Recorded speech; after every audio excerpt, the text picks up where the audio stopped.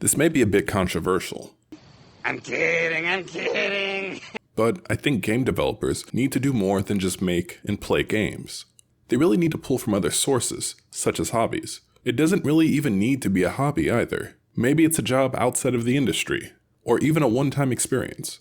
To me, it's rather obvious why. But for those who don't quite get what I'm saying, let me explain.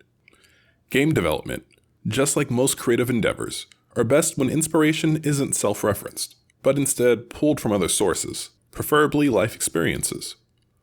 It's the same reason why more mature singers, such as Anita Baker, sing better love songs and breakup songs than your average teenage or even 20-year-old pop star.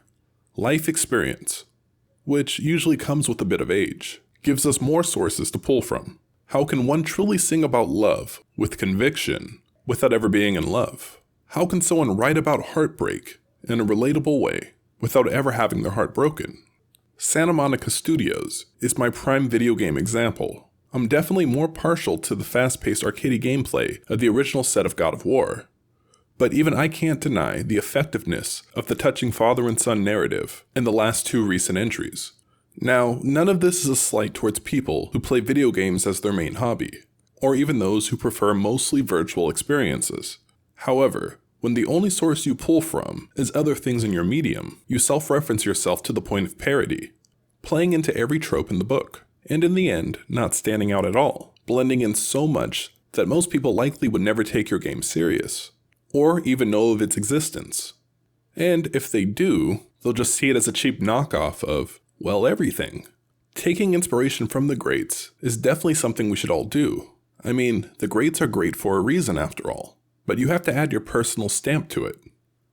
Tolkien was inspired by fantasy tropes, but his experience of serving in one of the bloodiest wars in the history of man is what really shaped Middle-earth, combined with his religious worldview and the use of the Christian mythos. You put it all together and you have a classic tale that has shaped the fantasy genre for generations. It was only in seeing the world in peace and in peril was he able to craft a world in a way to show the beauty, chaos, and flaws of man. However, if someone only reads Tolkien and tries to write fantasy, they will be largely missing the key components of what made Lord of the Rings and The Hobbit so great. Now, playing video games isn't my main hobby. I'd argue programming and designing games and other software consumes the vast majority of my free time, along with writing, recording audio or music, riding motorcycles, working on my car, completing puzzles, and I can't forget cooking. Then comes video games. And I know some people hear that and they think, how could I design games or even call myself a gamer when I do so many other things that take precedence over gaming? Well, I like to think those things make me a better developer. For example, my love of puzzles and automotive repair are directly linked to my love of programming.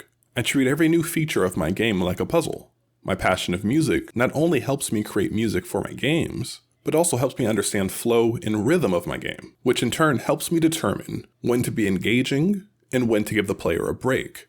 Cooking and motorcycles, eventually you'll see these elements appear in future games.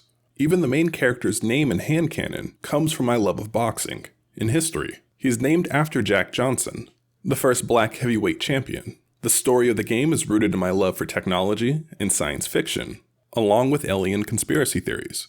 As you can see, interest and experience can help you and extend outside of the simulation game genre.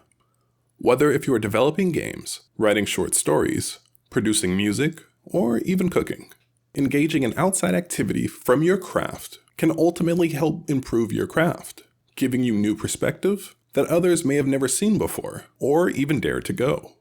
Life is meant to be experienced, and then referenced in your creative works, so others can share in that experience with you. Knowing your genre or medium is great, but it's up to you as a creator to understand the pitfalls of being too self-referencing, and when it's time to pull from other sources or life experiences. So as the kids say, go outside and touch grass. Try that new recipe, build that birdhouse, learn a new skill, or plant that garden. Life is meant to be lived, so start living. Thank you for your time, and thanks for watching.